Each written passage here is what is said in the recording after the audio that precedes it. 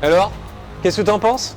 Ah ouais, c'est vraiment cool. C'est plutôt pas mal, hein. T'as vu, on a mis des plantes, on a mis un petit bidon là et tout, avec les lumières, moi je trouve que ça le fait, hein. Ouais, c'est franchement cool. On est dans l'ambiance, quoi. Ouais. Et concernant le Godzilla, t'as trouvé quoi? Alors, le Godzilla, il faut voir le concept dans son ensemble, d'accord, hein, voilà.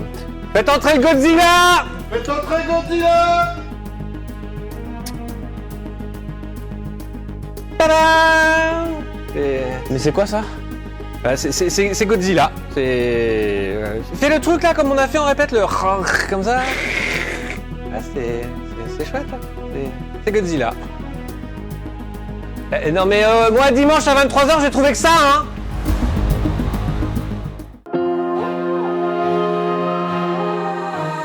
I know my destiny.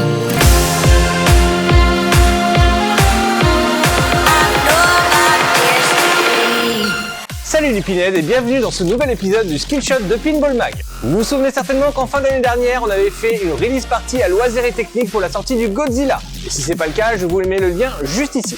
Aujourd'hui, on a une nouvelle fois la chance de pouvoir vous présenter un flipper d'exception qui fera date dans l'industrie du pinball. Je parle bien évidemment du Godzilla de Stern ici dans sa version LE. Et oui, Loisirs et Techniques nous avait gardé bien au chaud ce modèle pour que l'on puisse faire une petite vidéo et on les en remercie chaleureusement. Avant d'aller plus loin, c'est super important pour garder l'indépendance de la chaîne, pensez à vous abonner et à cliquer sur la petite cloche, à commenter et partager cette vidéo. On compte sur vous les petits pinheads. Alors on a déjà procédé à l'unboxing et on a posé un playfield protector dessus, tout cela vous ne le verrez pas pour des questions de timing, on a préféré se concentrer sur la machine en elle-même car vous allez le voir, il y a beaucoup à dire. Tout d'abord, cette machine est magnifique et disons-le tout court, c'est l'une des plus belles machines que Stern n'ait jamais réalisées. Son designer Casey Lewing a mis les petits plats dans les grands pour sa 4e réalisation chez Stern. Pourtant, au départ, je vous le dis franchement, c'était pas gagné, la franchise ne nous emballait pas tellement. Mais lorsque nous avons pu mettre les mains sur le modèle Pro, nous avons compris l'énorme potentiel de cette machine ainsi que son gameplay unique qui est l'un des meilleurs de Casey Lewing ait pu créer avec le Jurassic Park. Et encore mieux, à partir de la version Premium et LE, le flipper prend une autre dimension, c'est qu'il le propulse directement au firmament.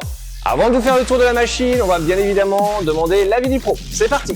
Salut François, merci de nous recevoir dans ton showroom. Alors, qu'est-ce que tu en penses de cette machine? Ce flipper est tout simplement dingue. C'est un flipper avec un thème qu'on pensait un peu lointain. Finalement, il est vraiment vintage et vraiment cool. Le plateau est super bien dessiné. On a quelque chose à la fois très complet, d'original, avec une profondeur de scénario qu'on découvre au fur et à mesure du temps et des codes de jeu qui apparaissent. On peut noter notamment sur la particularité surtout d'avoir des grandes courbes et ce building là qui est impressionnant pour un module. C'est le toy principal du jeu. Ouais, ce qui fait office non seulement donc, de toy et de diverteur, c'est-à-dire que les billes vont arriver dans les via soit les lanes ou soit les rampes et les billes vont venir choisir en fait des chemins différents. Et en plus, lorsqu'on va pouvoir loquer les billes sur le toit, ça va devenir en fait un building qui va venir s'écrouler et ça c'est vraiment génial. C'est très visuel et c'est ce qu'on aime dans les flippers, c'est de voir des gros modules un peu complexes qui montent, qui descendent, qui bougent dans tous les sens. Il y a ce Mania Grape aussi qui est discret mais ça c'est génial aussi. Ouais, qui est top, c'est une vraie innovation qu'on a eu sur ce flipper là. Le Mecha Godzilla qui est absolument magnifique et qui est vraiment rigolo et qui colle vraiment bien dans le thème. Globalement, c'est un flipper qui a connu un gros succès. Nous c'est impressionnant parce qu'en fait on a 2 fois plus de demandes sur du premium que sur du pro sur ce flipper là. Ça résume bien l'appareil. C'est un flipper fait pour les collectionneurs, fait pour les joueurs de flipper qui veulent vraiment aller au bout. Il y a vraiment une différence effectivement entre le modèle Pro et les modèles Premium et LE. Tout simplement parce que sur le modèle Premium et LE, on va avoir effectivement le building qui va venir s'écrouler. Le Mecha Godzilla est en physique 3D ainsi que le Godzilla ici, alors qu'ils ne sont que en plastique hein, sur le modèle. Ouais, tout à fait. Et il y a le pont aussi qui s'écroule. Ouais, le pont, ouais. Ça, c'est vraiment un super toy. Ouais. Ce flipper est blindé de toys. C'est vraiment une très très belle réussite, une très belle machine. Au niveau de l'artwork, c'est pareil, c'est génial. On a aussi ce petit module qui tourne qu'on n'a pas effectivement sur le modèle Pro. C'est un flipper qui n'est pas si punitif que ça et on a envie de le découvrir. Il y a une belle rotation de la bille à l'intérieur, une belle fluidité. Et du coup, il donne envie d'aller plus loin dans le scénario et il est vraiment prenant. On vous l'avait dit, c'est vraiment une tuerie cette machine. On va vous montrer tout ça, on va vous faire le tour de la machine et on va passer ensuite au gameplay. A tout de suite.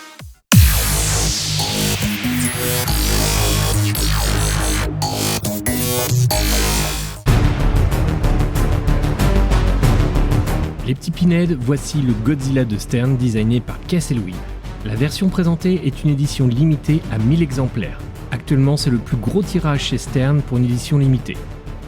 Néanmoins, cela n'affecte nullement sa cote car il est souvent considéré comme l'un des meilleurs flippers de ces 10 dernières années. L'artwork signé Zombie Yeti est absolument magnifique. Il est coloré, riche et les images que vous voyez ne rendent pas justice à la qualité des décals de caisse métallisés qui sont une véritable galère à filmer ou à prendre en photo tant la lumière agit sur le rendu. Tous les heureux possesseurs de cette machine savent de quoi je parle. et nous avons même eu la chance de l'équiper de son shooter.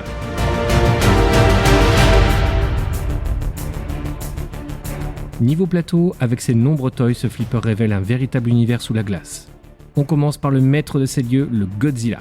Dans le cas présent, il a été remplacé par un mod car, disons franchement, l'original de Stern est moche et ressemble plus à un concombre qu'au roi des kaiju. On vous fait le comparatif, à vous de juger. A l'inverse, le Mechagodzilla est mortel, il en impose et sa finition est soignée. C'est un des éléments du plateau particulièrement agréable à jouer. Il est doté d'un aimant sur le ventre capable de locker une bille et lorsque vous déclencherez son multiball, vous devrez le bâcher. Il fonctionne de pair avec le bloc rotatif situé juste devant lui. D'abord en position ouverte, il pivotera et se fermera pour révéler des cibles qu'il faudra toucher pour briser la barrière du Mechagodzilla. Il pivotera à nouveau et vous donnera accès au tremplin pour bâcher le toy durant un multiball de folie. Pour le prochain toy qui ne paye pas de mine, il faut savoir que Stern a déposé un brevet. Il s'agit du Magnagreb. Cet électroaimant couplé à une Newton Ball est une innovation absolument fantastique. Il permet plusieurs actions sur la bille. Il peut la stopper net, il peut dévier sa trajectoire en l'envoyant dans les lanes, et il peut également la contrôler autour de son cylindre pour la positionner et la relâcher précisément sur le batteur supérieur. Un vrai plaisir. Le Magnagreb a une fonction secondaire qui interagit avec un autre toy original, le pont. Vous devrez bâcher le Magna pour agir sur sa Newton Ball cachée derrière et ainsi simuler des attaques répétées sur les piles du pont qui vont venir fragiliser sa structure et finir par le faire s'écrouler, déclenchant ainsi un multiball.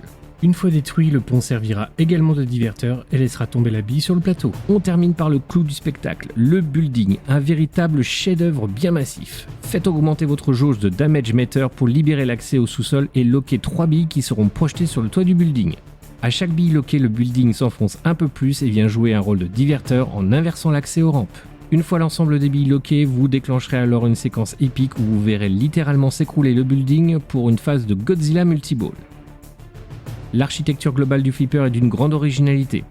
Les lanes latérales offrent des possibilités de shoot inédits, les longues rampes sont très agréables à jouer, les 3 spinners sont bien intégrés par des phases de code, l'unique bumper vient rythmer les parties et le scoop va vous donner du fil à retordre. Je vous laisse sur cette petite séquence de gameplay avant de retrouver l'avis des Pinheads.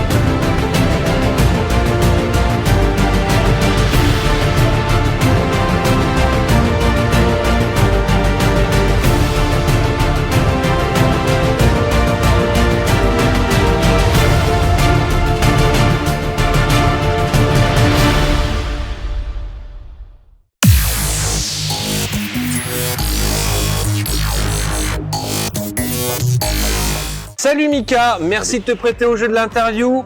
On commence par le traditionnel artwork. Qu'est-ce que tu en penses sur ce Godzilla version LE? Il est magnifique, les artworks sont vraiment réussis. Design général, excellent. Moi, ce qui m'a frappé, c'est surtout la caisse. Est-ce que tu peux nous la décrire un petit peu? Est-ce que toi aussi, ça t'a fait le même effet? Ouais, des décals avec hologramme qui sont absolument géniaux. Qui sont pas les mêmes en plus des deux côtés, donc c'est vraiment un gros plus. C'est vraiment appréciable ça. Au niveau scénario, t'en as pensé quoi? Alors j'ai pas assez joué sur le flipper pour te décrire l'intégralité du scénario, mais les règles ont l'air assez compliquées. Et donc je pense que ça va être un flipper qui va être assez profond et qui va mettre du temps à être découvert. Et donc au niveau du playfield, parce que ça c'est un playfield qui est franchement qui défraie un peu la chronique parce qu'il est très chargé et il est très complet. Est-ce que toi c'est quelque chose qui te plaît? Il est chargé, mais je trouve que les tirs sont très satisfaisants, ils sont assez simples à réaliser. Certains sont peut-être un petit peu plus complexes, mais dans l'ensemble, c'est vraiment sympa. Et au niveau du code, donc tu nous disais que tu n'avais pas forcément saisi tout de suite les règles au niveau du scénario. Le code te semble aussi donc profond, te semble complet, te semble difficile d'accès? Ouais, c'est plus que de la profondeur. On a du mal à comprendre vraiment ce qu'on a besoin de faire en fait sur le jeu, et ça va être un jeu qui va avoir besoin d'être travaillé sur la durée, je pense. C'est vrai que Kesselwin avait déjà en fait signé ses flippers, notamment le Jurassic Park, était aussi avec des règles assez complexes. Est-ce que tu trouves que c'est aussi complexe, ou tu as quand même des axes qui sont un peu plus simples à la compréhension pour le newbie? Je préfère le Godzilla au Jurassic Park pour le coup, qui me semble le plus accessible. Et alors le gameplay en général, satisfaisant, pas satisfaisant, comme tu parlais des shoots tout à l'heure, c'est vraiment un gameplay original? Est-ce qu'il mérite vraiment son appellation de shoot unique et de renouveau en fait des shoots? Ouais, tout à fait. La circulation de billes est très fluide. Il y a des shoots qui sont hyper originaux, comme celui avec l'aimant qui attrape la bille de manière circulaire. Et globalement, c'est un top flip. Tu le conseilles ce flipper, ou tu le recommandes ou pas? Évidemment, ouais. Merci beaucoup de t'être prêté au jeu de l'interview, et je te dis à bientôt.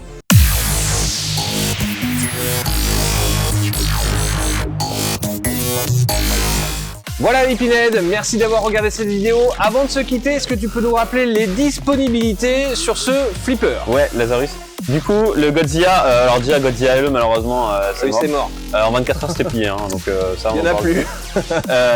Par contre, sur du Pro et du Premium, alors fabrication mai, c'est prévu chez Stern. Le problème, c'est que pour le moment, c'est sold out de notre côté, tout est réservé, tout est bloqué.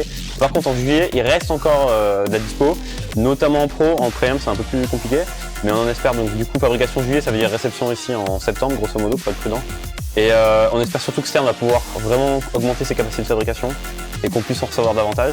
Mais voilà, c'est vraiment un super flipper, c'est une valeur sûre. De toute façon, il va certainement être produit dans les 2 années qui viennent, donc c'est un très bon choix. On vous remercie d'avoir regardé cette vidéo une nouvelle fois. Pensez à la partager, à la commenter, à liker, à cliquer sur la petite cloche et bien sûr à vous abonner, c'est super important pour nous. On vous remercie. En attendant, faites des high scores ou pas.